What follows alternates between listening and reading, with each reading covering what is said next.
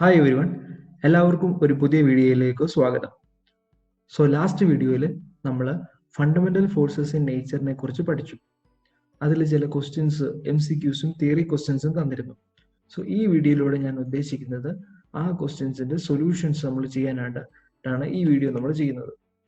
നമുക്ക് ഒട്ടും സമയം കളയാതെ തന്നെ ഫസ്റ്റ് ക്വസ്റ്റ്യനിലേക്ക് പോകാം. The first question is, what is the range of gravitational force? Gravitational ഫോഴ്സിന്റെ റേഞ്ച് എന്തെന്നാണ് ചോദ്യം. ഈ റേഞ്ച് എന്ന് പറഞ്ഞാൽ നമ്മൾ എന്താ ഉദ്ദേശിക്കുന്നത്? റേഞ്ച് എന്ന് പറഞ്ഞാൽ ഗ്രാവിറ്റേഷണൽ ഫോഴ്സിന് എത്ര ഡിസ്റ്റൻസ് വരെ അതിന്റെ ഇൻഫ്ലുവൻസ് ചെലുത്താൻ പറ്റും എന്നുള്ളതാണ് ഈ റേഞ്ച് എന്ന് പറഞ്ഞ വേർഡ് കൊണ്ട് ഉപയോഗിക്കുന്നത്. റേഞ്ച് എന്ന് പറഞ്ഞ വേർഡ് മൊബൈൽ ഫോൺ റേഞ്ച് കിട്ടുന്നില്ല, നമ്മൾ സ്ഥിരമായിട്ട് ഉപയോഗിക്കുന്ന വേർഡല്ലേ റേഞ്ച് എന്ന് പറയുന്നത്. ഗ്രാവിറ്റേഷണൽ ഫോഴ്സ് നമുക്കറിയാം എന്താ, ഇൻവേഴ്സ് സ്ക്വയർ ലോ ഒബേ ചെയ്യുന്ന ഒരു ഫോഴ്സ് ആണ്. That is F is directly proportional to 1/r² എന്ന് പറയാനായിട്ട് പറ്റും. ഈ ഗ്രാവിറ്റേഷണൽ ഫോഴ്സിന്റെ മാഗ്നിറ്റ്യൂഡ് F, അതിന്റെ വാല്യൂ 0 ആകുന്നത് ഏത് പോയിന്റിലായിരിക്കും എന്നുള്ളത് നമുക്ക് കണ്ടുപിടിക്കാം. അത് F ഈസ് ഈക്വൽ ടു, നമുക്ക് ഇക്വേഷൻ എഴുതുവാണെങ്കിൽ എന്താണ്, G m1 m2 by r² എഴുതാനായിട്ട് പറ്റും. ഇതിലെ മാസസ് രണ്ടും 0 ആകാൻ സാധ്യത കുറവാ. G കോൺസ്റ്റന്റ് ആണ്, അത് 0 ആകത്തില്ല. ഇനി ആറിന്റെ വാല്യൂ ഏത് പോയിന്റിൽ എത്തുമ്പോഴാണ് എന്താണ് ഫോഴ്സിന്റെ വാല്യൂ 0 ആകും? നമുക്ക് അല്ലെങ്കിൽ റേഞ്ച് ആണല്ലോ കണ്ടുപിടിക്കേണ്ടത്. നമ്മൾ ആറിന്റെ വാല്യൂ ഇൻഫിനിറ്റി ഇട്ട് കൊടുത്താൽ ഫോഴ്സിന്റെ വാല്യൂ നമുക്ക് എത്ര കിട്ടുമെന്ന് അറിയാമോ? ഫോഴ്സ് ഈസ് ഈക്വൽ ടു 0 കിട്ടും. അതായത് ഇൻഫൈനൈറ്റ് ഡിസ്റ്റൻസിലാണ് എന്ത് പറ്റുന്നത്, ഗ്രാവിറ്റേഷണൽ ഫോഴ്സിന്റെ മാഗ്നിറ്റ്യൂഡ് 0 ആകുന്നത്. അതായത് ഗ്രാവിറ്റേഷണൽ ഫോഴ്സിന്റെ റേഞ്ച് എന്ന് പറയുന്നത് എന്താണ്, ഇൻഫൈനൈറ്റ് ആണ്. അടുത്ത ക്വസ്റ്റ്യനിലേക്ക് പോകാം. Arrange the following basic forces in the decreasing order of their relative strengths. ഈ താഴെ തന്നിരിക്കുന്ന 4 ഫണ്ടമെന്റൽ ഫോഴ്സസ്, നമ്മൾ കഴിഞ്ഞ വീഡിയോയിൽ വിശദമായിട്ട് പഠിച്ച 4 ഫണ്ടമെന്റൽ ഫോഴ്സസിന്റെ അതിന്റെ ഡിക്രീസിങ് ഓർഡർ ഓഫ് റിലേറ്റീവ് സ്ട്രെങ്തിൽ അറേഞ്ച് ചെയ്യണം. ഇപ്പൊ നോക്കാം, ഇതിൽ ഏറ്റവും കൂടുതൽ സ്ട്രെങ്ത് ഉള്ള ഫോഴ്സ് ഏതാണ്? Strong nuclear force. രണ്ടാമത് ആരാണ്? Electromagnetic force. മൂന്നാമത് weak nuclear force. Weak nuclear ഫോഴ്സിന്റെ വീക്ക് എന്ന് പറഞ്ഞ് പേരുള്ളത് കൊണ്ട് ഇതല്ല വീക്കസ്റ്റ് ഫോഴ്സ് എന്നുള്ള കാര്യം ഓർമ്മിച്ചോണം. ഇനി ഏറ്റവും വീക്കസ്റ്റ് ഫോഴ്സ് ഏതാണ്? ഗ്രാവിറ്റേഷണൽ ഫോഴ്സ് ആണ് ഏറ്റവും വീക്കസ്റ്റ് ഫോഴ്സ്. ഓക്കെ, നമ്മൾ ഇതിന്റെ റിലേറ്റീവ് സ്ട്രെങ്ത്, രണ്ട് പ്രോട്ടോണുകൾ തമ്മിലുള്ള ഗ്രാവിറ്റേഷണൽ ഫോഴ്സിന്റെയും വീക്ക് ന്യൂക്ലിയർ ഫോഴ്സിന്റെയും ഇലക്ട്രോമാഗ്നറ്റിക് ഫോഴ്സിന്റെയും സ്ട്രോങ് ന്യൂക്ലിയർ ഫോഴ്സിന്റെയും ഒരു റേഷ്യോ എഴുതിയല്ലോ റിലേറ്റീവ് സ്ട്രെങ്ത് ആയിട്ട്. അത് നമുക്ക് നോക്കാം. F gravitational is to F weak nuclear force is to F electromagnetic force is to F strong nuclear force is equal to എന്താണ്, എത്ര എഴുതാൻ പറ്റി? 1:10⁻²5 10⁻36:10⁻38. ഓക്കെ, ഇതെന്ന് പറഞ്ഞാൽ ഇത് മീനിങ് എന്താണെന്ന് നമ്മൾ കഴിഞ്ഞ വീഡിയോയിൽ ഞാൻ പറഞ്ഞായിരുന്നു. കഴിഞ്ഞ വീഡിയോ കണ്ടിട്ടില്ലാത്തവർക്ക് വേണ്ടി ഒന്നുകൂടെ പറയാം. ഗ്രാവിറ്റേഷണൽ ഫോഴ്സിന്റെ സ്ട്രെങ്ത് 1 ആണെങ്കിൽ അതിനേക്കാളും 10⁻25 ടൈംസ് ഗ്രേറ്റർ ആയിരിക്കും എന്ത്, വീക്ക് ന്യൂക്ലിയർ ഫോഴ്സിന്റെ സ്ട്രെങ്ത്. അതിന് ഗ്രാവിറ്റേഷണൽ ഫോഴ്സിനേക്കാളും 10⁻36 ടൈംസ് ഗ്രേറ്റർ ആയിരിക്കും എന്ത്, ഇലക്ട്രോമാഗ്നറ്റിക് ഫോഴ്സിന്റെ സ്ട്രെങ്ത്. അതുപോലെ തന്നെ സ്ട്രോങ് ന്യൂക്ലിയർ ഫോഴ്സിന്റെ സ്ട്രെങ്ത് എന്ന് പറയുന്നത് ഗ്രാവിറ്റേഷണൽ ഫോഴ്സിനേക്കാളും 10⁻38 ടൈംസ് സ്ട്രോങ്ങർ ആയിരിക്കും. നമ്മൾ കണ്ടുപിടിച്ചല്ലോ, ഡിക്രീസിങ് ഓർഡറിൽ നമ്മൾ കണ്ടുപിടിച്ചില്ലേ. ഒന്നാമത്തേത് സ്ട്രോങ് ന്യൂക്ലിയർ ഫോഴ്സ്, രണ്ടാമത്തേത് ഇലക്ട്രോമാഗ്നറ്റിക് ഫോഴ്സ്, മൂന്നാമത്തേത് വീക്ക് ന്യൂക്ലിയർ ഫോഴ്സ്, നാലാമത്തേത് ഗ്രാവിറ്റേഷണൽ ഫോഴ്സ്. ഇതിന്റെ ഓർഡർ എന്താണ്? 2, 3, 4, 1. 2, 3, 4, 1 ഏത് ഓപ്ഷൻ ആണ്? ഓപ്ഷൻ സി ആണ് 2, 3, 4, 1 എന്ന് പറയുന്നത്. നമുക്ക് അടുത്ത ക്വസ്റ്റ്യനിലേക്ക് പോകാം. അടുത്ത ക്വസ്റ്റ്യനിൽ pick out the incorrect statement about strong nuclear force. Strong nuclear ഫോഴ്സിനെ പറ്റി ഈ താഴെ തന്നിരിക്കുന്നതിൽ ഇൻകറക്റ്റ് ആയിട്ടുള്ള സ്റ്റേറ്റ്മെന്റ് ആണ് തിരഞ്ഞെടുക്കേണ്ടത്. തെറ്റായിട്ടുള്ള സ്റ്റേറ്റ്മെന്റ് തിരഞ്ഞെടുക്കണം. ഫസ്റ്റ് സ്റ്റേറ്റ്മെന്റ് നോക്കാം. It is charge independent. Strong nuclear force charge independent ആണെന്നാണ് പറയുന്നത്. ഇപ്പൊ നോക്കാം, സ്ട്രോങ് ന്യൂക്ലിയർ ഫോഴ്സ് ആക്ട് ചെയ്യുന്നത് എങ്ങനെയാണ്? രണ്ട് പ്രോട്ടോണുകൾ തമ്മിൽ ആക്ട് ചെയ്യും സ്ട്രോങ് ന്യൂക്ലിയർ ഫോഴ്സ്. ഒരു പ്രോട്ടോണും ന്യൂട്രോണും തമ്മിൽ സ്ട്രോങ് ന്യൂക്ലിയർ ഫോഴ്സ് ആക്ട് ചെയ്യും. ഒരു ന്യൂട്രോണും തമ്മിൽ സ്ട്രോങ് ന്യൂക്ലിയർ ഫോഴ്സ് ആക്ട് ചെയ്യും. സ്ട്രോങ് ന്യൂക്ലിയർ ഫോഴ്സ് സോ പ്രോട്ടോണിന്റെ ചാർജ് പോസിറ്റീവ് പോസിറ്റീവ് പോസിറ്റീവ്. ന്യൂട്രോണിന്റെ ചാർജ് ഉണ്ടോ? ഇല്ല, ന്യൂട്രൽ ചാർജ് ആണ്. സോ 0 0. നോക്കി, പോസിറ്റീവ് ചാർജും പോസിറ്റീവ് ചാർജുള്ള പാർട്ടിക്കിളും ഇന്ററാക്ട് ചെയ്യുന്നുണ്ട്. പോസിറ്റീവ് ചാർജ് ന്യൂട്രൽ ചാർജുള്ള പാർട്ടിക്കിളും ഇന്ററാക്ട് ചെയ്യുന്നുണ്ട്. രണ്ട് ന്യൂട്രൽ ചാർജുള്ള പാർട്ടിക്കിൾസ് തമ്മിലും സ്ട്രോങ് ന്യൂക്ലിയർ ഫോഴ്സ് വഴി ഇന്ററാക്ട് ചെയ്യുന്നുണ്ട്. ഇതിന്റെ മീനിങ് എന്താ? ഇത് ചാർജിനെ നോക്കിയാണോ സ്ട്രോങ് ന്യൂക്ലിയർ ഫോഴ്സ് ഇന്ററാക്ട് ചെയ്യുന്നത്? അല്ല, it is charge independent. So first statement എന്ന് പറയുന്നത് കറക്റ്റ് ആണ്. ഇനി സെക്കൻഡ് സ്റ്റേറ്റ്മെന്റ് നോക്കാം. It is responsible for the binding energy of the nucleons. ഈ ന്യൂക്ലിയോൺസ് എന്ന് പറഞ്ഞാൽ ആരാ? ന്യൂക്ലിയസിനുള്ളിലുള്ള ആളുകളെയാണ് ന്യൂക്ലിയോൺസ് എന്ന് വിളിക്കുന്നത്. അത് പോസിറ്റീവ് ചാർജ് ഉള്ള പ്രോട്ടോണും ന്യൂട്രൽ ആയിട്ടുള്ള ന്യൂട്രോൺസുമാണ് ന്യൂക്ലിയോൺസ് എന്ന് പറയുന്നത്. അല്ലെ, ഈ ന്യൂക്ലിയോൺസിനെ ചേർത്ത് നിർത്താൻ സഹായിക്കുന്ന ബൈൻഡിങ് എനർജിക്ക് കാരണമായ ഫോഴ്സ് എന്ന് പറയുന്നത് സ്ട്രോങ് ന്യൂക്ലിയർ ഫോഴ്സ് ആണ്. നിങ്ങൾക്കറിയാം, പ്രോട്ടോൺസ് എന്ന് നോക്കി, രണ്ട് പ്രോട്ടോൺസ് നമ്മൾ എടുക്കുകയാണെങ്കിൽ രണ്ട് പ്രോട്ടോൺസിനും പോസിറ്റീവ് ചാർജാണ്. അപ്പോൾ കുളംസ് ലോ അനുസരിച്ച് നമുക്കറിയാം, രണ്ട് ഈക്വൽ ചാർജസ് ആണ് എന്ത് വേണം, ഇവർ തമ്മിൽ റിപ്പൽ ചെയ്ത് പോകണം. പക്ഷെ ഇവർ റിപ്പൽ ചെയ്യാതെ എന്തുകൊണ്ടാണ് ഒരു ന്യൂക്ലിയസിനുള്ളിൽ ഇരിക്കുന്നത്? അതിന് കാരണമായിട്ടുള്ള ഫോഴ്സ് എന്ന് പറയുന്നതാണ് സ്ട്രോങ് ന്യൂക്ലിയർ ഫോഴ്സ്. സോ അത് ബൈൻഡ് ചെയ്യുക എന്ന് പറഞ്ഞാൽ നമുക്ക് അറിയാമല്ലോ, ഒരു ബുക്കിന്റെ പേജസ് എല്ലാം നമ്മൾ ബൈൻഡ് ചെയ്ത് ചേർത്ത് നിൽക്കുമ്പോഴല്ലേ ഒരു ബുക്കായി മാറുന്നത്. ഓക്കെ, സോ അങ്ങനെ ബൈൻഡ് ചെയ്ത് നിർത്തുന്നത്, ന്യൂക്ലിയോൺസിനെ ബൈൻഡ് ചെയ്ത് നിർത്തുന്നതിന് കാരണമായിട്ടുള്ള ഫോഴ്സ് ഏതാണ്? സ്ട്രോങ് ന്യൂക്ലിയർ ഫോഴ്സ് ആണ്. സോ ഈ സ്റ്റേറ്റ്മെന്റും ശരിയാണ്. ഇനി അടുത്ത മൂന്നാമത്തെ സ്റ്റേറ്റ്മെന്റ് നോക്കിക്കേ. Exchange particle is photon. Strong nuclear ഫോഴ്സിന്റെ എക്സ്ചേഞ്ച് പാർട്ടിക്കിൾ ഫോട്ടോൺ ആണോ? അല്ല. സ്ട്രോങ് ന്യൂക്ലിയർ ഫോഴ്സിന്റെ എക്സ്ചേഞ്ച് പാർട്ടിക്കിൾസ് എന്ന് പറയുന്നത് ഏതാണ്? ഗ്ലൂവോൺസ് ആണ്. ഗ്ലൂവോൺസ് ആണ് സ്ട്രോങ് ന്യൂക്ലിയർ ഫോഴ്സിന്റെ എക്സ്ചേഞ്ച് പാർട്ടിക്കിൾ എന്ന് പറയുന്നത്. സോ ഈ സ്റ്റേറ്റ്മെന്റ് തെറ്റാണ്. ഈ ലാസ്റ്റ് സ്റ്റേറ്റ്മെന്റ് നോക്കിയേ. It is the strongest force in nature. ശരിയല്ലേ? കഴിഞ്ഞതിൽ നമ്മൾ കണ്ടല്ലോ, സ്ട്രോങ് ന്യൂക്ലിയർ ഫോഴ്സ് ആണ് ഏറ്റവും സ്ട്രോങ്സ്റ്റ് ഫോഴ്സ്. സോ ഈ ഓപ്ഷൻ ശരിയാണ്. സോ ഇതിന്റെ ഇപ്പൊ ഇനി നമ്മൾ എന്നിട്ട് എന്ത് ചെയ്യും? പലരും ചെയ്യുന്ന ഒരു കാര്യമുണ്ട്. ഇത്ര നോക്കിയിട്ട് മൂന്നാമത്തെ ഉത്തരമാണ് തെറ്റ്, അപ്പൊ മൂന്നാമത്തെ ഓപ്ഷൻ ആയിരിക്കും എടുത്ത് OMR എടുത്ത് മൂന്നാമത്തെ ഓപ്ഷൻ കറപ്പിച്ചു വെക്കും. പക്ഷെ ആണോ? അങ്ങനെയാണോ ചെയ്യേണ്ടതല്ല. ഓപ്ഷൻസ് നോക്ക്. എ എന്ന് പറഞ്ഞ ഓപ്ഷൻ എന്താണ്? 1 and 2 സ്റ്റേറ്റ്മെന്റ്സ് ഇൻകറക്റ്റ് ആണ്. ബി എന്ന ഓപ്ഷൻ എന്താണ്? 3 ഉള്ളു. ഇതാണ് നമ്മുടെ ശരിയായിട്ടുള്ള ഉത്തരം. സി എന്താണ്? 3 and 4. ഡി എന്ന് പറയുന്നത് all of the above. So ഈ 3 എന്നുള്ള ഓപ്ഷൻ കണ്ടിട്ട് ഉടനെ പോയി 3 OMRൽ കറപ്പിച്ചു വെക്കാൻ പാടില്ല. താഴെയുള്ള ഓപ്ഷൻസ് ഇവിടെ നോക്കണം, എന്നിട്ട് മാത്രമേ OMR ഷീറ്റിൽ കറപ്പിക്കാൻ പാടുള്ളൂ. ഇത്രയും കണ്ടിട്ട് 3 OMRൽ കറപ്പിച്ച ശേഷം നമ്മൾ ഇനി ഓപ്ഷൻസ് ശ്രദ്ധിക്കുന്നെങ്കിൽ OMRൽ നിങ്ങൾക്ക് അറിയാമല്ലോ, ഒരിക്കൽ മാർക്ക് ചെയ്താൽ പിന്നെ അത് കറക്റ്റ് ചെയ്യാനായിട്ട് പറ്റത്തില്ല. സോ അത് നിങ്ങൾ എപ്പോഴും ശ്രദ്ധിക്കേണ്ട ഒരു കാര്യമാണ്. സോ ഇനി അടുത്ത ചോദ്യത്തിലേക്ക് പോകാം. Nuclear force between 2 protons in an atomic nucleus is n times stronger than the gravitational force between them, where n is. നമ്മൾ ഇത് പല പ്രാവശ്യം നമ്മളിപ്പം കണ്ടതാണ്. രണ്ട് പ്രോട്ടോൺസ് തമ്മിലുള്ള ഗ്രാവിറ്റേഷണൽ ഫോഴ്സും അവർ തമ്മിലുള്ള ന്യൂക്ലിയർ ഫോഴ്സും, അതായത് സ്ട്രോങ് ന്യൂക്ലിയർ ഫോഴ്സും n times. Strong nuclear force എന്ന് പറയുന്നത് എന്താണ്? ഗ്രാവിറ്റേഷണൽ ഫോഴ്സിനേക്കാളും n ടൈംസ് ഗ്രേറ്റർ ആണ്. അത് എന്നിന്റെ വാല്യൂ എത്രയാണെന്നുള്ളതാണ് കണ്ടുപിടിക്കേണ്ടത്. ഓക്കെ, നമുക്കറിയാം, നമ്മൾ ആ റേഷ്യോ എടുത്ത് പറയാമല്ലോ. F gravitational is to F strong nuclear force is equal to എത്ര എഴുതാൻ പറ്റി? 1:10⁻38 നമ്മൾ എഴുതി ഓർക്കുന്നുണ്ടോ? അതായത് ഗ്രാവിറ്റേഷണൽ ഫോഴ്സ് എന്ന് പറയുന്നത് സ്ട്രോങ് ന്യൂക്ലിയർ ഫോഴ്സോടെ റേഷ്യോ എടുത്താൽ 1:10⁻38 കിട്ടും. അതായത് നോക്കിക്കേ, ഗ്രാവിറ്റേഷണൽ ഫോഴ്സിനേക്കാളും 10⁻38 ടൈംസ് സ്ട്രോങ്ങർ ആണ് ആര്? സ്ട്രോങ് ന്യൂക്ലിയർ ഫോഴ്സ് എന്ന് പറയുന്നത്, അല്ലേ? സോ അതിന്റെ ഉത്തരം എന്ന് പറയുന്നത് 10⁻38 ആണ്. സോ നമുക്ക് അടുത്ത ചോദ്യത്തിലേക്ക് പോകാം. The ratio of gravitational force to electrostatic force for a proton is given as 1:10⁻36. Then the same ratio of forces for an electron is. അതാണ് കണ്ടുപിടിക്കേണ്ടത്. ഒരു ഹിന്റ് തന്നിട്ടുണ്ട്. Mass of proton is 1000 times that of an electron. Options നോക്കാം. 10⁻36:1, 10⁻33:10⁻36, 1:10⁻39, 1:10⁻42. So ചോദ്യത്തിൽ തന്നിരിക്കുന്നത് എന്താണ്? F gravitational is to F electromagnetic for a proton. ഒരു പ്രോട്ടോണെ സംബന്ധിച്ച് ഇതിന്റെ റേഷ്യോ എടുക്കുമ്പോൾ നമുക്ക് എത്ര കിട്ടും? 1:10⁻38 10⁻36 കിട്ടും. അങ്ങനെയാണെങ്കിൽ ഒരു ഇലക്ട്രോണ് ഇതേ റേഷ്യോ എടുത്ത് എന്ത് കിട്ടും എന്നുള്ളതാണ് ചോദ്യം. Electron F gravitational is F electromagnetic എടുത്താൽ എത്ര കിട്ടും എന്നുള്ളതാണ് ചോദ്യം.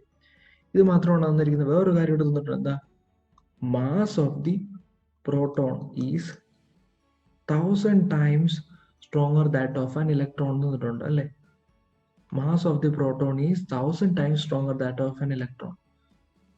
അല്ലെങ്കിൽ അതായത് മാസ് ഓഫ് ദി ഇലക്ട്രോൺ എന്ന് പറഞ്ഞാൽ എന്താണ്? ഇങ്ങനെ എഴുതാനായിട്ട് പറ്റും. അല്ലെങ്കിൽ mass of the proton is equal to mass of the electron into 10⁻³ എന്ന് എഴുതാനായിട്ട് പറ്റും. അത് mass of the proton is 1000 times stronger than that of an electron. Okay, mass of the ഇലക്ട്രോണോട് 1000 മൾട്ടിപ്ലൈ ചെയ്താൽ മാത്രമേ എന്ത് കിട്ടത്തുള്ളൂ? മാസ് ഓഫ് ദി പ്രോട്ടോൺ കിട്ടത്തുള്ളൂ. സോ ഇത്രയും കാര്യങ്ങളാണ് ചോദ്യത്തിൽ തന്നിരിക്കുന്നത്. ഇനി നമുക്ക് നോക്കാം എങ്ങനെയാണ് ഈ പ്രോട്ടോണിനെ സംബന്ധിച്ച് അതിന്റെ ഗ്രാവിറ്റേഷണൽ ഫോഴ്സും ഇലക്ട്രോസ്റ്റാറ്റിക് ഫോഴ്സും കൂടെ റേഷ്യോ എടുത്തപ്പം എങ്ങനെയാണ് ഈ വാല്യൂ കിട്ടിയത് നമുക്ക് നോക്കാം. അതായത് F gravitational by F electromagnetic. ഇത് ആരുടെ കാര്യമാണ് നമ്മളിപ്പം ചെയ്യുന്നത്? പ്രോട്ടോണിന്റെ കാര്യമാണ് ചെയ്യുന്നത്. എത്ര കിട്ടുന്നത്? 1:10⁻36 കിട്ടും. ഇത് എങ്ങനെ വന്നത് നമുക്ക് നോക്കാം. ഗ്രാവിറ്റേഷണൽ ഫോഴ്സിന്റെ ഇക്വേഷൻ നിങ്ങൾക്ക് അറിയാമല്ലോ, G × m1m2/r². r എന്ന് പറഞ്ഞ ഡിസ്റ്റൻസ് വെച്ചിരിക്കുന്നത്. നമ്മൾ ഇപ്പോൾ ഇവിടെ ഒരു അസംഷൻ നടത്തുവാണ്. അതായത് ഈ പ്രോട്ടോണെ വെച്ചിരിക്കുന്നത് എന്താണ്? ഒരു r ഡിസ്റ്റൻസിലാണ് വെച്ചിരിക്കുന്നത്. ഇലക്ട്രോണെ നമ്മൾ വെക്കാൻ പോകുന്നത് എന്താണ്? അതേ r ഡിസ്റ്റൻസിൽ തന്നെയാണ് ഇലക്ട്രോണെയും വെക്കാനായിട്ട് പോകുന്നത്. എന്നിട്ടാണ് ഇവർ തമ്മിലുള്ള ഗ്രാവിറ്റേഷണൽ ഫോഴ്സും ഇലക്ട്രോസ്റ്റാറ്റിക് ഫോഴ്സും നമ്മൾ അളക്കാനായിട്ട് പോകുന്നത്. ഇനി G m1m2/r². ഇവിടെ ആരുടെ മാസ് എടുക്കണ്ടേ? പ്രോട്ടോണിന്റെ മാസ്. അതായത് mp × mp.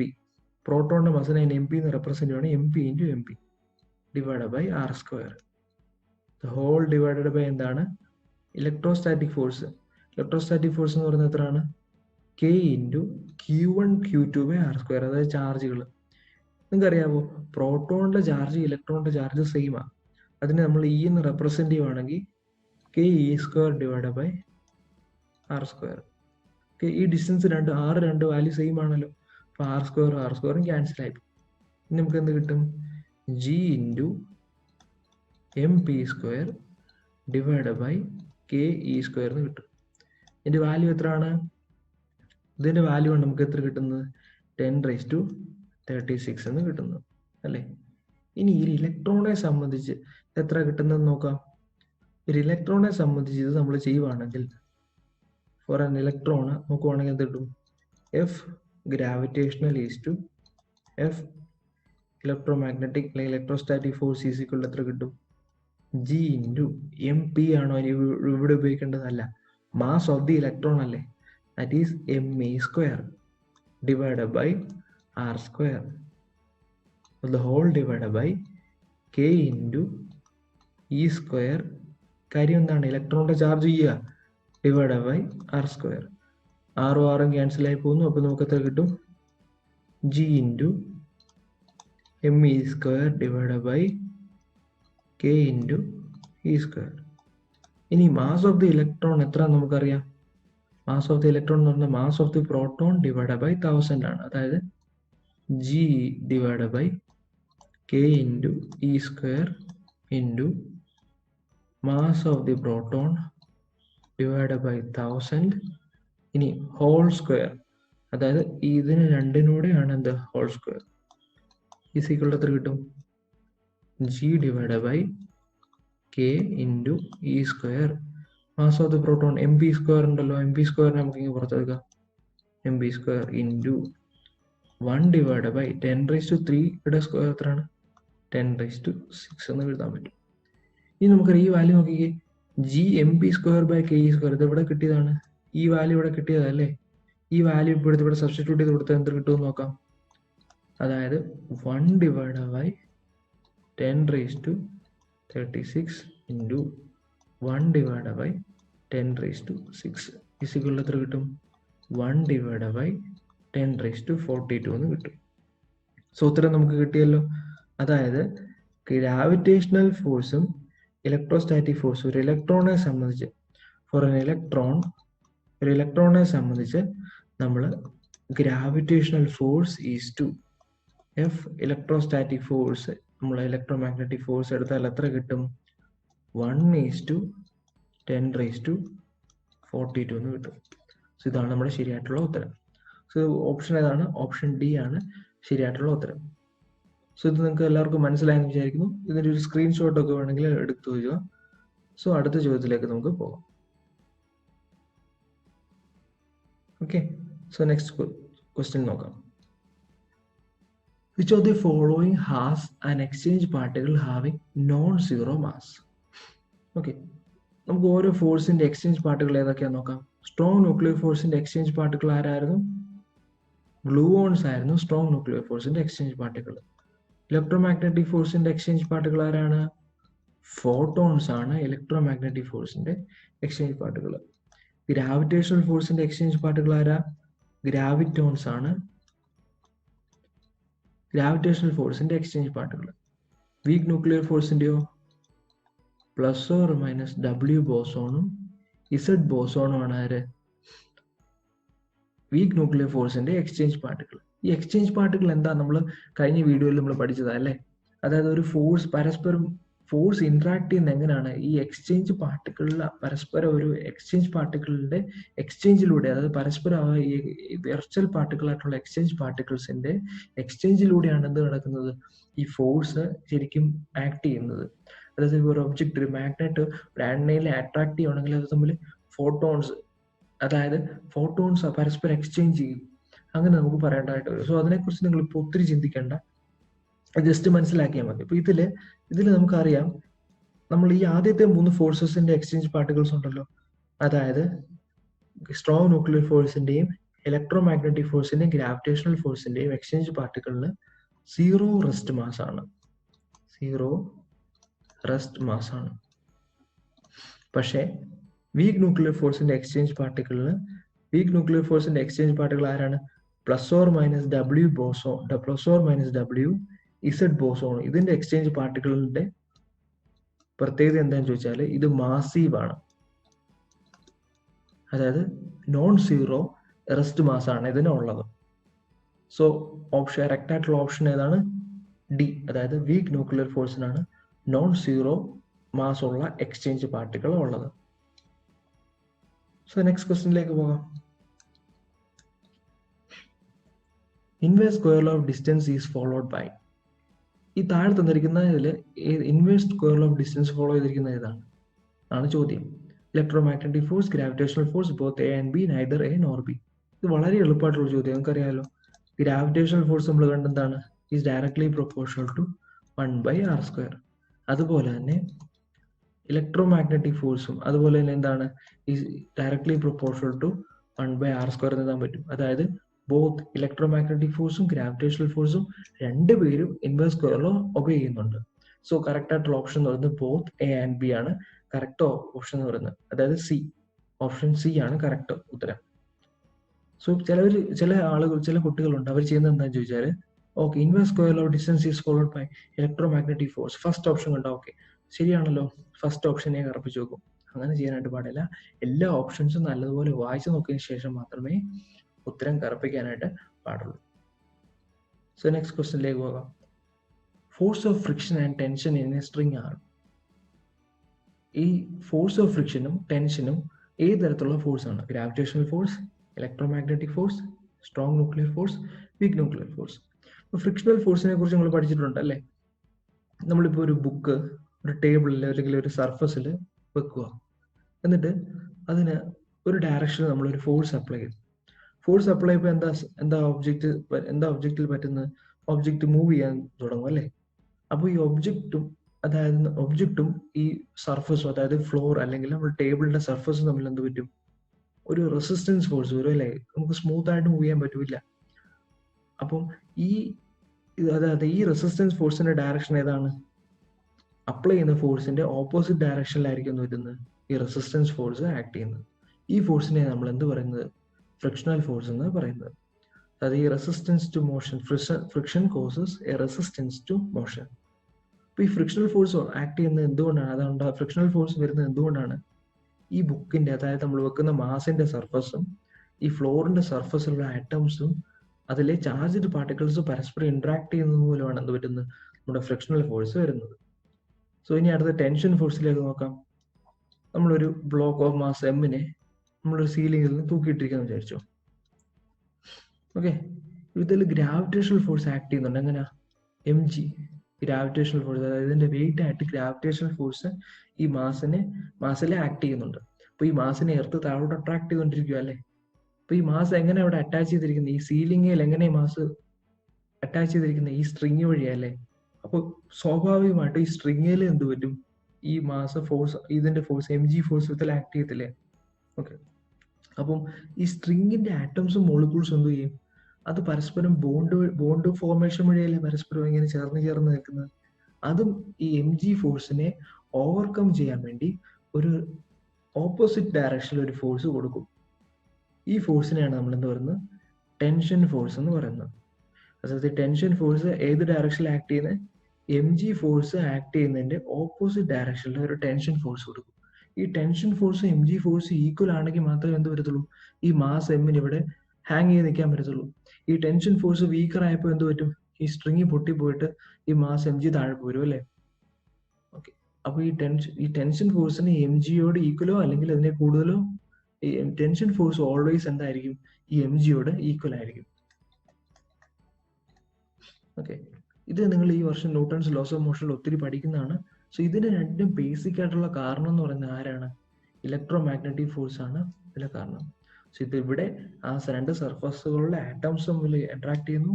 ഈ സ്ട്രിങ്ങിലെ ആറ്റംസ് പരസ്പരം അതിലെ ചാർജ്ഡ് പാർട്ടിക്കിൾസ് ആണ് എന്ത് കിട്ടുന്ന സ്ട്രിങ്ങിനെ പൊട്ടാതെ പിടിച്ചു നിർത്താനായിട്ട് സഹായിക്കുന്നത്. സോ അതാണ് ടെൻഷൻ ഫോഴ്സിന് കാരണമായിട്ട് വരുന്നത്. സോ നമുക്ക് അടുത്ത ക്വസ്റ്റ്യനിലേക്ക് നോക്കാം. ഈ ക്വസ്റ്റ്യൻ സാധാരണ ജയിലും നീറ്റിലൊന്നും ചോദിക്കത്തില്ല, ഇങ്ങനെ ഫിഗർ ഒന്നും തന്നിട്ടുള്ള ക്വസ്റ്റ്യൻസ് ഒന്നും ചോദിക്കത്തില്ല. പക്ഷെ ഞാൻ നിങ്ങളുടെ കൺസെപ്റ്റൽ ആയിട്ടുള്ള അണ്ടർസ്റ്റാൻഡിങ്ങിന് വേണ്ടി ഇട്ടിരിക്കുന്ന ഒരു ക്വസ്റ്റ്യൻ ആണ്. സോ ഫസ്റ്റ് പിക്ചർ നോക്കിക്കേ. ഫസ്റ്റ് പിക്ചർ വളരെ ഫേമസ് ആയിട്ടുള്ള ഒരു സയന്റിസ്റ്റിന്റെ പിക്ചർ ആണ് അല്ലേ. ആരുടെ പിക്ചറാണ്, മൈക്കിൾ ഫാരഡയുടെ പിക്ചറാണ്. സോ മൈക്കിൾ ഫാരഡെ ആരാന്ന് നിങ്ങൾക്ക് അറിയാമല്ലോ. ഇലക്ട്രിസിറ്റി മാഗ്നറ്റിസത്തിലൊക്കെ ഒത്തിരി എക്സ്പെരിമെന്റ്സ് നടത്തി പല ലോസ് ഒക്കെ കണ്ടുപിടിച്ചിട്ടുള്ള ആളാണ് മൈക്കിൾ ഫാരഡെ എന്ന് പറയുന്നത്. സോ മൈക്കിൾ ഫാരഡയുടെ ലോസും അദ്ദേഹത്തിന്റെ എക്സ്പെരിമെന്റിനെ കുറിച്ചൊക്കെ നിങ്ങൾ ഹൈസ്കൂൾ ക്ലാസ്സിൽ പഠിച്ചിട്ടുണ്ടായിരിക്കും. ഇല്ലെങ്കിൽ ഈ വർഷം നിങ്ങൾ കുറെ കാര്യങ്ങൾ പഠിക്കും. സോ ഈ ഇതിൽ നോക്കിക്കേ, ഇതിൽ ഇലക്ട്രിസിറ്റി മാഗ്നറ്റിസമായിട്ടൊക്കെ കുറെ റിലേറ്റഡ് ആയിട്ടുള്ള പിക്ചർ ഏതാണ്, തേർഡ് വൺ അല്ലേ. സോ എയുടെ ഉത്തരം എന്ന് പറയുന്നത് 3. ഇനി ബിയുടെ ഉത്തരം ഏതാ നിങ്ങൾക്ക് എല്ലാവർക്കും അറിയാമായിരിക്കുമല്ലോ അല്ലേ. ബി ആരാണ്, ആൽബർട്ട് ഐൻസ്റ്റീൻ. ഐൻസ്റ്റീന്റെ special theory, general theory of relativity എന്നൊക്കെ പറയുന്ന വളരെ ഫേമസ് ആയിട്ടുള്ള തിയറീസ് നിങ്ങൾ കേട്ടിട്ടുണ്ടോ. ഈ തിയറീസിലെ ജനറൽ തിയറി പ്രകാരം ഗ്രാവിറ്റിയെ അദ്ദേഹം പുതിയൊരു രീതിയിൽ ഡിഫൈൻ ചെയ്തു. ഗ്രാവിറ്റി എന്ന് പറയുന്നത് സ്പേസ് ടൈമിൽ ഉണ്ടാകുന്ന കർവേച്ചർ ആണെന്നും ഒരു മാസിന്റെ പ്രസൻസ് മൂലം സ്പേസ് ടൈമിൽ ഒരു കർവേച്ചർ ഉണ്ടാകുന്നു, അങ്ങനെയാണ് ഫോഴ്സ് ഓഫ് ഗ്രാവിറ്റി ആക്ട് ചെയ്യുന്നുള്ള ഒരു തിയറിയാണ് നമ്മുടെ ജനറൽ തിയറി ഓഫ് റിലേറ്റിവിറ്റി എന്ന് പറയുന്നത്. സോ അതുമായിട്ട് ബന്ധപ്പെട്ടുള്ള ഒരു ഫിഗർ ആണ് ഈ D4 കൊടുത്തിരിക്കുന്നത്. ഓക്കെ, സോ ബിയുമായിട്ടുള്ള റിലേറ്റഡ് ആയിട്ടുള്ള പിക്ചർ ഏതാണ്, 4 ആണ്. ഇനി അടുത്ത് നോക്കാം, സി. ഇത് ഇറ്റലിയിലെ വളരെ പ്രസിദ്ധമായിട്ടുള്ള ഒരു ഹിസ്റ്റോറിക്കൽ മോണുമെന്റ് ആയിട്ടുള്ള ഇറ്റലിയിലെ the leaning tower of pizza എന്നറിയപ്പെടുന്ന ടവർ ആണ്. സോ ഈ ടവറിന്റെ പ്രത്യേകത എന്താണെന്നറിയാമോ, ഇതിന് ഫിസിക്സുമായിട്ടുള്ള ബന്ധം എന്താണ്. ഈ ടവറിൽ നിന്നാണ് ഗലീലിയോ എന്ന് പറഞ്ഞ സയന്റിസ്റ്റ്, അദ്ദേഹം 2 മാസസ് എടുത്തു. ഒരു വലിയ സ്പിയറും ഒരു ചെറിയ സ്പിയറും എടുത്തിട്ട് ഇതിനെ രണ്ടിനെയും താഴെ കിട്ടപ്പം ഈ 2 മാസസും ഒരേ സമയത്ത് തന്നെ താഴെ വന്നെന്നാണ് പറയുന്നത്. ഇത് ഒരു ഐതിഹ്യമായിട്ട് പറയുന്നതാണ്. ഇങ്ങനെ ഒരു എക്സ്പെരിമെന്റ് നടത്തി വന്നതിനെ കുറിച്ചൊന്നും കറക്റ്റ് ആയിട്ടുള്ള ഒരു അറിവില്ല. പക്ഷെ അദ്ദേഹം ഒരു വാക്യൂം ട്യൂബില് നമ്മൾ ഈ എക്സ്പെരിമെന്റ് നടത്തുവാണെങ്കിൽ, അതായത് 2 സ്പിയർ എടുക്കുന്നതിന് ഒരു സ്പിയറും ഒരു ഫെദറും എടുത്ത് നമ്മൾ ഈ എക്സ്പെരിമെന്റ് നടത്തുവാണെങ്കിൽ എന്ത് പറ്റും, വാക്യൂം, അതായത് എയർ ഇല്ലാത്ത അവസ്ഥ, വാക്യൂം എന്ന് പറഞ്ഞാൽ എയർ റിമൂവ് ചെയ്തിട്ടുള്ള അവസ്ഥയിൽ എക്സ്പെരിമെന്റ് നടത്തുവാണെങ്കിൽ ഈ സ്പിയറും ഈ ഫെദറും ഒരേ ടൈമിൽ തന്നെ താഴെ എത്തും അല്ലേ. അതായത് എയർ റെസിസ്റ്റൻസ് മൂലമാണ് എന്ത് വരുന്നത്, നമ്മുടെ നോർമൽ സിറ്റുവേഷനിൽ ഇത് രണ്ട് സമയത്ത് താഴെ എത്തുന്നത്. സോ ഫ്രീ ഫോളിനെ കുറിച്ച് ഇങ്ങനെ എക്സ്പെരിമെന്റ് നടത്തിയത് ഈ ടവറിൽ വെച്ചാണ്. സോ ഈ പിക്ചേഴ്സിൽ ഫ്രീ ഫോളുമായിട്ട് റിലേറ്റഡ് ഉള്ള ഇതാണ് ഫസ്റ്റ് പിക്ചർ അല്ലേ. സോ സിയുടെ ഉത്തരം വന്നത് 1 ആണ്. ഇനി ഡി നോക്കിക്കേ. ഡിയിൽ 2 സ്പിയേഴ്സ് കൊടുത്തിട്ടുണ്ട്, Q1 Q2. എഫ് അങ്ങോട്ട് രണ്ട് ഓപ്പോസിറ്റ് ഡയറക്ഷനിൽ ഇങ്ങനെ ആരോ വരച്ചു വെച്ചിട്ടുണ്ട്. ഇതിന്റെ മീനിങ് എന്താണ്? ഈ ഓപ്പോസിറ്റ് ഡയറക്ഷനിൽ ആരോ വരച്ചിരിക്കുന്നതിന്റെ മീനിങ് എന്ന് പറഞ്ഞാൽ ഇതൊരു റിപ്പൾസീവ് ഫോഴ്സ് ആണെന്നാണ് അർത്ഥം. Q1 Q2 എന്താണ്? Q1 Q2 റിപ്പൽ ചെയ്തിരിക്കുന്നത് എന്താ?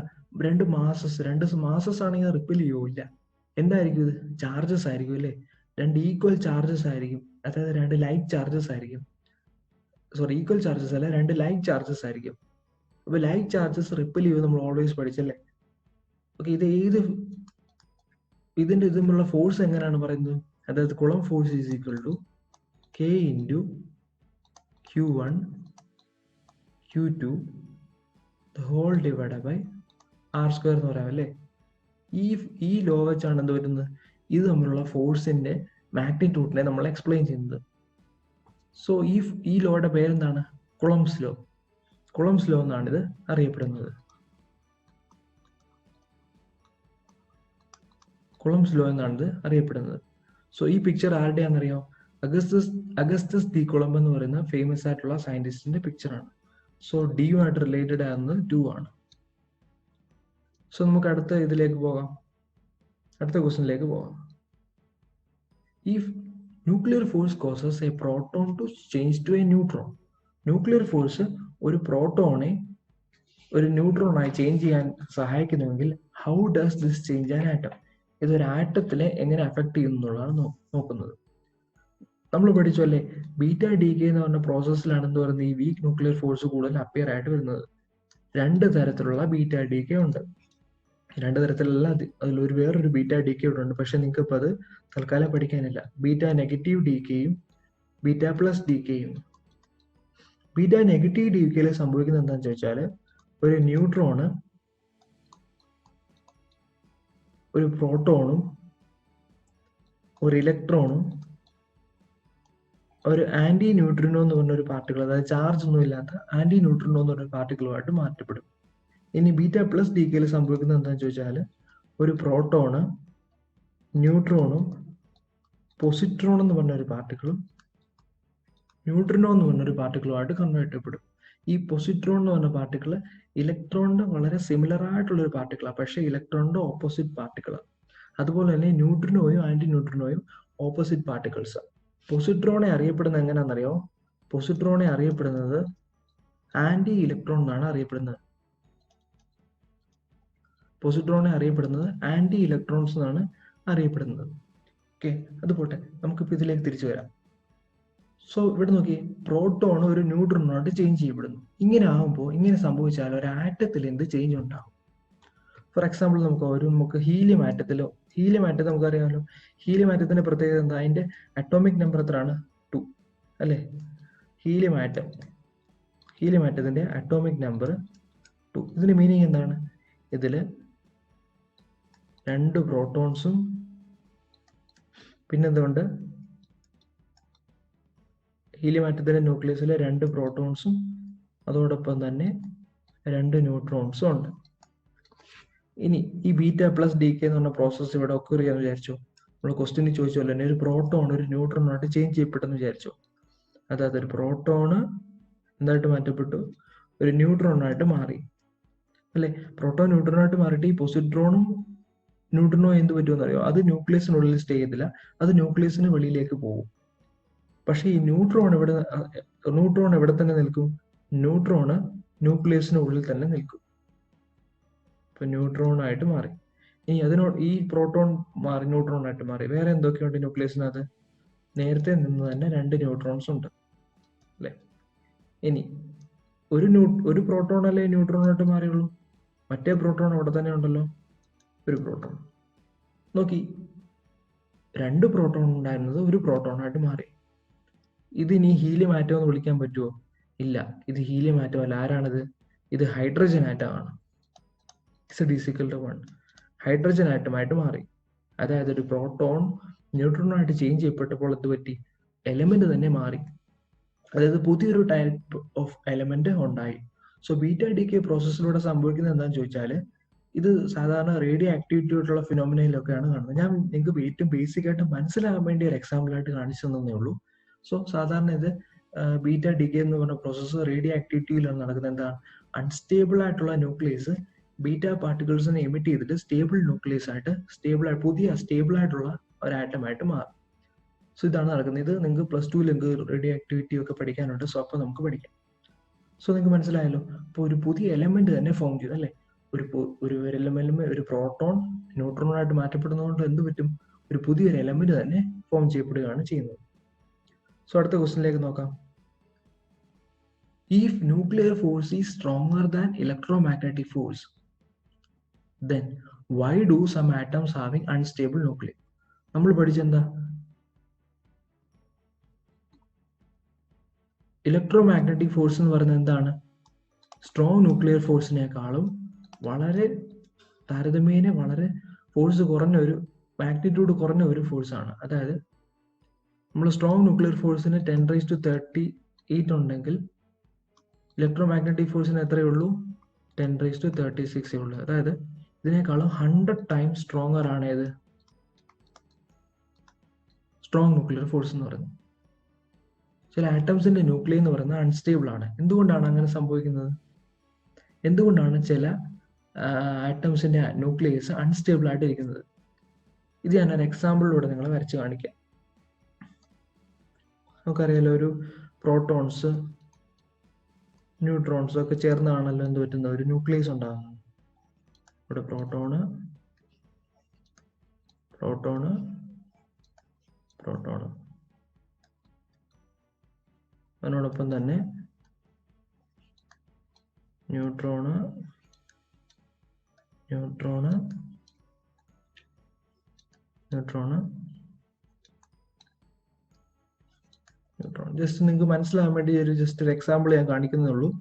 ഒരു ന്യൂക്ലിയസിനുള്ളിലേക്കുള്ള ഒരു ചെറിയൊരു ഭാഗം ഞാൻ റെപ്രസെന്റ് ചെയ്തിരിക്കുകയാണ്. ഇപ്പോൾ അറ്റോമിക് നമ്പർ 83, അതായത് കൂടിക്കഴിഞ്ഞാൽ, അതായത് നമ്പർ ഓഫ് പ്രോട്ടോൺസിന്റെ നമ്പർ 83 കൂടിയ ആറ്റംസ്, അതിൽ ആ ആറ്റംസിന്റെ കാര്യമാണ് ഞാൻ ഇപ്പം പറയുന്നത്. നമുക്കറിയാം സ്ട്രോങ് ന്യൂക്ലിയർ ഫോഴ്സ് എങ്ങനെ ഇന്ററാക്ട് ചെയ്യുന്നതെന്ന് അറിയാമോ? ഒരു പ്രോട്ടോണോടും ന്യൂട്രോൺസിനോടും പ്രോട്ടോൺ ന്യൂട്രോണിനോടും ഇങ്ങനെയുള്ള രീതിയിലാണ് എന്ത് വരുന്നത്, സ്ട്രോങ് ന്യൂക്ലിയർ ഫോഴ്സ് ഇന്ററാക്ട് ചെയ്യുന്നത്. അതായത് പ്രോട്ടോണ് തൊട്ടടുത്ത് കിടക്കുന്ന പ്രോട്ടോണോടും തൊട്ടടുത്ത് കിടക്കുന്ന ന്യൂട്രോണോടും ഒക്കെ മാത്രമേ എന്ത് പറ്റത്തുള്ളൂ, സ്ട്രോങ് ന്യൂക്ലിയർ ഫോഴ്സിലൂടെ ഇന്ററാക്ട് ചെയ്യാനായിട്ട് പറ്റത്തുള്ളൂ. പക്ഷേ ഇലക്ട്രോമാഗ്നറ്റിക് ഫോഴ്സിന് അങ്ങനല്ല. ഇലക്ട്രോമാഗ്നറ്റിക് ഫോഴ്സിന് ഈ പ്രോട്ടോണ് എന്ത് പറ്റും, ഈ ഉള്ളിലുള്ള ഏതൊരു പ്രോട്ടോണിലോട്ടും എന്ത് പറ്റും, അതിന്റെ ഇൻഫ്ലുവൻസ് ചെലുത്താനായിട്ട് പറ്റും. അതായത് ഈ ഇലക്ട്രോമാഗ്നറ്റിക് ഫോഴ്സിലൂടെ ഇതിനെ റിപ്പൽ ചെയ്യാനായിട്ട് പറ്റും. ഈ പോസിറ്റീവ് ചാർജുള്ള പ്രോട്ടോണ് ഈ പ്രോട്ടോണെ റിപ്പൽ ചെയ്യാൻ പറ്റും, ഈ പ്രോട്ടോണെയും റിപ്പൽ ചെയ്യാൻ പറ്റും, ഇവിടെ കിടക്കുന്ന ഈ പ്രോട്ടോണെയും എല്ലാം റിപ്പൽ ചെയ്യാനായിട്ട് പറ്റും. ഉണ്ടോ? അപ്പം ഇതൊരു റൂമിൽ നമ്മൾ കുറേ ആളുകൾ ഉണ്ടെന്ന് സങ്കല്പിക്കുക. നമുക്കാണെങ്കിൽ എന്ത് പറ്റും, തൊട്ടടുത്ത് നിൽക്കുന്ന ആളുകൾക്ക് മാത്രമല്ലേ ഷേക്ക് ഹാൻഡ് കൊടുക്കാനായിട്ട് പറ്റത്തുള്ളൂ. പക്ഷെ ദൂരെ നിൽക്കുന്ന റൂമിൽ എവിടെ നിൽക്കുന്ന ആളുകളെ നമുക്ക് കാണാനും അവർ പറയുന്നത് കേൾക്കാനും ഒക്കെ പറ്റും. ഇങ്ങനെ തന്നെയാണ് എന്ത്, strong nuclear force electromagnetic force interact ചെയ്യുന്നത്. അപ്പൊ ഇതിന്റെ എഫക്ട് മൂലം എന്ത് പറ്റും, ഇവിടെ ഒരു റിപ്പൾസീവ് ഫോഴ്സ് വരും, ഇവിടെ റിപ്പൾസീവ് ഫോഴ്സ് വരും, ഇവിടെയും റിപ്പൾസീവ് ഫോഴ്സ് വരും. ഓക്കെ, ഈ റിപ്പൾസീവ് ഫോഴ്സ് മൂലം എന്ത് പറ്റും, നമ്പർ ഓഫ് പ്രോട്ടോൺസ്, അതായത് അറ്റോമിക് നമ്പർ 83 കൂടിക്കഴിഞ്ഞാൽ ഈ റിപ്പൾസീവ് ഫോഴ്സ് എന്ത് പറ്റും, ഈ സ്ട്രോങ് ന്യൂക്ലിയർ ഫോഴ്സിന്റെ അട്രാക്റ്റീവ് ഫോഴ്സിനെ ഓവർകം ചെയ്യും. ഈ സിറ്റുവേഷനിൽ സ്ട്രോങ് ന്യൂക്ലിയർ ഫോഴ്സ് എന്ത് പറ്റും, ഇലക്ട്രോമാഗ്നറ്റിക് ഫോഴ്സിനേക്കാളും വീക്കർ ഫോഴ്സ് ആയിട്ട് മാറും. ഇവിടെ ഇലക്ട്രോമാഗ്നറ്റിക് ഫോഴ്സ് സ്ട്രോങ് ന്യൂക്ലിയർ ഫോഴ്സിനേക്കാളും താരതമ്യേന ചെറിയ ഫോഴ്സ് ആയിരുന്നു. പക്ഷേ Z is equal to 83 കൂടുന്ന സാഹചര്യത്തിൽ, that is if Z is greater than 83, അങ്ങനെയുള്ള ആറ്റംസിന്റെ ന്യൂക്ലിയസിൽ എന്താ സംഭവിക്കുന്നത്, സ്ട്രോങ് ന്യൂക്ലിയർ ഫോഴ്സ് ഇലക്ട്രോമാഗ്നറ്റിക് ഫോഴ്സിനേക്കാളും അതിന്റെ മാഗ്നിറ്റ്യൂഡ് കുറഞ്ഞു പോകും. എങ്ങനെ പറ്റുമ്പോൾ എന്ത് പറ്റും, ന്യൂക്ലിയസ് അൺസ്റ്റേബിൾ ആയിട്ട് മാറും. ഇതാണ് ഇവിടെ സംഭവിക്കുന്നത്. ഇതുകൊണ്ടാണ് എന്ത് പറ്റുന്നത്, സ്ട്രോങ് ന്യൂക്ലിയർ ഫോഴ്സ് ഇലക്ട്രോമാഗ്നറ്റിക് ഫോഴ്സിനേക്കാളും സ്ട്രോങ്ങർ ഫോഴ്സ് ആയിട്ട് പോലും ചില ആറ്റംസിന്റെ ന്യൂക്ലിയസ് അൺസ്റ്റേബിൾ ആയിട്ട് ഇരിക്കുന്നത്. സോ നമുക്ക് അടുത്ത ചോദ്യത്തിലേക്ക് പോവാം. Gravitational force dominates the terrestrial phenomena even though it is weaker than all the three other fundamental forces. ഈ ടെറസ്ട്രിയൽ ഫിനോമിന എന്ന് പറഞ്ഞാൽ എന്താ ഉദ്ദേശിക്കുന്നത്? ടെറസ്ട്രിയൽ ഫിനോമിന എന്ന് പറഞ്ഞ വേർഡിന്റെ അർത്ഥം നിങ്ങൾക്ക് നോക്കിയാൽ അറിയാം. ടെറസ്ട്രിയൽ എന്ന് പറഞ്ഞാൽ എർത്തുമായിട്ട് റിലേറ്റഡ് ആയിട്ടുള്ള കാര്യങ്ങൾ. നമുക്ക് ചുറ്റും നമ്മൾ നോക്കിയാൽ അറിയാം, ഏത് ഫോഴ്സാണ് നമുക്ക് ഏറ്റവും കൂടുതൽ കാണപ്പെടുന്നത്? ഗ്രാവിറ്റേഷണൽ ഫോഴ്സ് അല്ലേ. ഇപ്പൊ മാഗ്നറ്റ് നോക്കിക്കേ, അയൺ നെയിൽസിനെ അല്ലെങ്കിൽ ചില സ്പെസിഫിക് ആയിട്ടുള്ള മെറ്റൽസ് മാത്രമല്ലേ അത് അട്രാക്ട് ചെയ്യുന്നുള്ളൂ. നമ്മൾ ഏറ്റവും കൂടുതൽ കാണുന്ന ഏത് ഫോഴ്സാ? ഗ്രാവിറ്റേഷണൽ ഫോഴ്സ് അല്ലേ. അതായത് ഗ്രാവിറ്റേഷണൽ ഫോഴ്സ് ബാക്കിയല്ല അതിനെ ഡോമിനേറ്റ് ചെയ്തിരിക്കുന്നത് എന്തുകൊണ്ടാണെന്ന് നമുക്ക് നോക്കാം. ആദ്യമായിട്ട് നമ്മൾ നോക്കിയാൽ നമ്മുടെ സ്ട്രോങ് ന്യൂക്ലിയർ ഫോഴ്സ് നോക്കാം. സ്ട്രോങ് ന്യൂക്ലിയർ ഫോഴ്സ്, ഈ സ്ട്രോങ് ന്യൂക്ലിയർ ഫോഴ്സ് എവിടെ ആക്ട് ചെയ്യുന്നത്? പ്രോട്ടോണും തമ്മിലും, പ്രോട്ടോണും ന്യൂട്രോണും തമ്മിലും ഒക്കെ അല്ലേ സ്ട്രോങ് ന്യൂക്ലിയർ ഫോഴ്സ് ആക്ട് ചെയ്യുന്നത്. ഇനി വീക്ക് ന്യൂക്ലിയർ ഫോഴ്സും ആക്ട് ചെയ്യുന്ന എവിടാണ്? വീക്ക് ന്യൂക്ലിയർ ഫോഴ്സ് ആക്ട് ചെയ്യുന്ന എവിടാണ്? വീക്ക് ന്യൂക്ലിയർ ഫോഴ്സും ആക്ട് ചെയ്യുന്നത് ന്യൂക്ലിയസിനുള്ളിൽ തന്നെ. ഒരു പ്രോട്ടോൺ ന്യൂട്രോൺ ആയിട്ട് മാറുന്നു, ന്യൂട്രോൺ പ്രോട്ടോൺ ആയിട്ട് മാറുന്നു. അതായത് പ്രോട്ടോണിന്റെയും ന്യൂട്രോൺസിന്റെ ഒക്കെ ഒരു റേഡിയസിനുള്ളിൽ മാത്രമേ ഇത് ആക്ട് ചെയ്യുന്നു. NCERT കൊടുത്തിരിക്കുന്ന പ്രകാരം ന്യൂക്ലിയർ ഫോഴ്സിന്റെ റേഞ്ച് എന്ന് പറയുന്നത് 10⁻15 മീറ്റർ ആണ്. വീക്ക് ന്യൂക്ലിയർ ഫോഴ്സിന്റെ റേഞ്ച് എന്ന് പറയുന്നത് 10⁻16 മീറ്റർ. അതായത് ഇതിനേക്കാളും തീരെ ചെറിയ റേഞ്ചാണ്. ഈ രണ്ട് ഫോഴ്സസിന് കോമൺ ആയിട്ട് നമുക്ക് എന്ത് പറയാൻ പറ്റും? ഷോർട്ട് റേഞ്ച് ഫോഴ്സസ് ആണെന്ന് പറയാൻ പറ്റും. ഈ രണ്ട് ഫോഴ്സസ് ഷോർട്ട് റേഞ്ച് ഫോഴ്സസ് ആണ്. അതായത് ഇതിന്റെ ഇൻഫ്ലുവൻസ് ഒരു ആറ്റത്തിന്റെ ന്യൂക്ലിയസിന് വെളിയിലേക്ക് ഇതിന് ഇൻഫ്ലുവൻസ് ചെലുത്താനായിട്ട് പറ്റത്തില്ല. ന്യൂക്ലിയസിനുള്ളിൽ മാത്രമേ ഈ ഫോഴ്സിന് ഇൻഫ്ലുവൻസ് ഉള്ളൂ. അതുകൊണ്ട് തന്നെ ഇപ്പോൾ ഇത് ടെറസ്ട്രിയൽ ഫിനോമിനയിലൊന്നും നമുക്ക് വലുതായിട്ട് കാണാൻ പറ്റത്തില്ല. ഇനി അടുത്ത് നോക്കിക്കേ, അടുത്ത ഫോഴ്സ് ആരാണ്? നമ്മുടെ ഇലക്ട്രോമാഗ്നറ്റിക് ഫോഴ്സ്.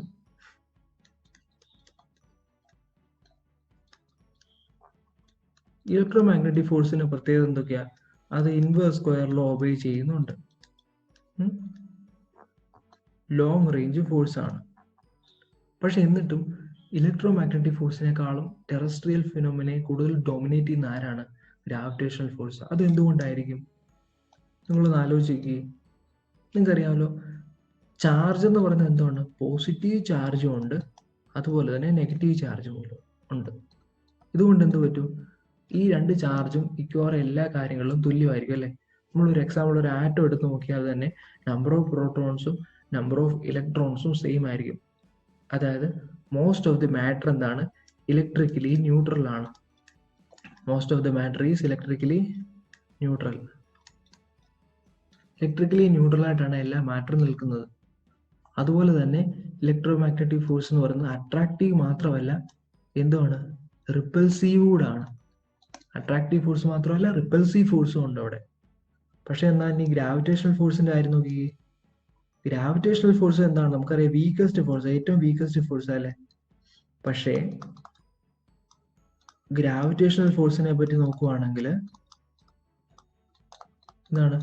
ഗ്രാവിറ്റേഷണൽ ഫോഴ്സും അതുപോലെ തന്നെ ഇൻവേഴ്സ് സ്ക്വയർ ലോ ഒബേ ചെയ്യുന്നു. ലോങ് റേഞ്ച് ഫോഴ്സ് ആണ്. പക്ഷെ ഗ്രാവിറ്റേഷണൽ ഫോഴ്സ് എന്താണ്? Never repulsive. റിപ്പൽസീവ് ഫോഴ്സ് ആണോ ഗ്രാവിറ്റേഷണൽ ഫോഴ്സ്? അല്ല. പിന്നെന്താണ്? ഗ്രാവിറ്റേഷണൽ ഫോഴ്സ് ഓൾവേസ് അട്രാക്റ്റീവ് ആണ്. അതുപോലെ തന്നെ നമുക്കറിയാം, ഇതുകൊണ്ടാണ് എന്ത് പറ്റുന്നത്? ഗ്രാവിറ്റേഷണൽ ഫോഴ്സ് ഈ മറ്റുള്ള ടെറസ്ട്രിയൽ ഫിനോമിനെ എല്ലാം, മറ്റുള്ള ഫോഴ്സസിനെ എല്ലാം ഡോമിനേറ്റ് ചെയ്ത് ടെറസ്ട്രിയൽ ഫിനോമിനിൽ ഏറ്റവും ഡോമിനേറ്റ് ആയിട്ട് നിൽക്കുന്നത്. ഈ ഗ്രാവിറ്റേഷണൽ ഫോഴ്സ് സത്യം പറഞ്ഞാൽ നമ്മുടെ ലൈഫിൽ ഒരു വലിയ പാഠം നമുക്ക് തരുന്നുണ്ട്. എന്താ അറിയോ? ചിലപ്പോൾ നമുക്ക് മറ്റുള്ളവരെക്കാളെല്ലാം പല കഴിവുകളിലും കുറവുണ്ടായിരിക്കും. പല കാര്യങ്ങളിലും നമുക്ക് ഒത്തിരി മറ്റുള്ളവരെക്കാൾ അത്രയും നമ്മുടെ സൗന്ദര്യത്തിലും, നമ്മുടെ കയ്യിലുള്ള പൈസയുടെ കാര്യത്തിലും, നമ്മുടെ കഴിവിന്റെ കാര്യത്തിലും, അങ്ങനെ ഒത്തിരി കാര്യങ്ങളിൽ നമ്മൾ മറ്റു പലരെക്കാളും നമ്മൾ പിന്നിലായിരിക്കും. പക്ഷെ എന്നാലും നമുക്ക് ഉള്ള കഴിവുകളൊക്കെ നമ്മൾ നല്ലപോലെ ഉപയോഗിക്കുകയാണെങ്കിൽ നമുക്ക് ജീവിതത്തിൽ നല്ലപോലെ എത്തിച്ചേരാനായിട്ട് പറ്റും. ഇപ്പോൾ നിങ്ങളുടെ നീറ്റ് പരീക്ഷയ്ക്ക് അല്ലെങ്കിൽ പരീക്ഷയ്ക്ക് പ്രിപ്പയർ ചെയ്യുമ്പോൾ നിങ്ങൾ മനസ്സിലാക്കേണ്ട ഒരു കാര്യം എന്ന് വെച്ചാൽ, നിങ്ങൾക്ക് ചിലപ്പോൾ മറ്റുള്ളവർ ഉപയോഗിക്കുന്ന അത്ര നല്ല ബുക്കോ ചില കാര്യങ്ങളോ ചില സൗകര്യങ്ങൾ നിങ്ങൾക്ക് കുറവായിരിക്കും, അല്ലെങ്കിൽ മറ്റുള്ളവരത്തിന് പഠിക്കാനുള്ള കഴിവ് നിങ്ങൾക്ക് കുറവായിരിക്കും. എന്നാലും നിങ്ങളുടെ സമയം നിങ്ങൾ ഏറ്റവും എഫക്റ്റീവായിട്ട് യൂസ് ചെയ്യുവാണെങ്കിൽ ഒരു ഏറ്റവും എഫക്റ്റീവായിട്ട് സിലബസ് കവർ ചെയ്യുന്ന രീതിയിൽ ഏറ്റവും നല്ലപോലെ യൂസ് ചെയ്യുവാണെങ്കിൽ നിങ്ങൾക്ക് ഡെഫിനറ്റ് ആയിട്ട് ഈ നീറ്റ് എക്സാമോ അല്ലെങ്കിൽ GA എക്സാമോ ഏത് എക്സാം ആണെങ്കിലും ഡെഫിനറ്റ് ആയിട്ട് ക്രാക്ക് ചെയ്യാനായിട്ട് പറ്റും. സോ ഈ 12 ക്വസ്റ്റ്യനും നല്ലപോലെ മനസ്സിലായെന്ന് ഞാൻ വിശ്വസിക്കുന്നു. എന്തെങ്കിലുമൊക്കെ സംശയങ്ങളുണ്ടെങ്കിൽ കമന്റ് ബോക്സിൽ ഇടുക. നിങ്ങളുടെ അഭിപ്രായങ്ങളും നിർദ്ദേശങ്ങളും ഒക്കെ തീർച്ചയായിട്ടും കമന്റ് ബോക്സിൽ ഇടണം. പിന്നെ എന്തെങ്കിലും സജഷൻസ് ഇംപ്രൂവ്മെന്റിനുള്ള എന്തെങ്കിലും ക്വസ്റ്റ്യൻസിന്റെ രീതിയിലോ എന്തെങ്കിലും എക്സ്പ്ലെയിൻ ചെയ്യുന്ന രീതിയിലോ അങ്ങനെ എന്തെങ്കിലും കറക്ഷൻസോ ഒക്കെ ഉണ്ടെങ്കിൽ തീർച്ചയായിട്ടും എല്ലാ കാര്യങ്ങളും കമന്റ് ബോക്സിൽ നിങ്ങൾക്ക് പറയാം. സോ നെക്സ്റ്റ് ക്ലാസ്സിൽ വേറൊരു നല്ല വീഡിയോ ആയിട്ട് ഞാൻ വരാം. സോ അടുത്തത് ഇനിയും യൂണിറ്റ്സ് ആൻഡ് ഡയമെൻഷൻസിന്റെ ചാപ്റ്റർ ആണ് തുടങ്ങാൻ പോകുന്നത്. സോ ആ ചാപ്റ്ററിൽ നമുക്ക് കാണാം. So okay, thank you. ഇപ്പോൾ സമയം ഏറ്റവും നല്ലപോലെ ഉപയോഗിക്കുക, നല്ല രീതിയിൽ പഠിക്കുക. Okay, thank you. God bless you all.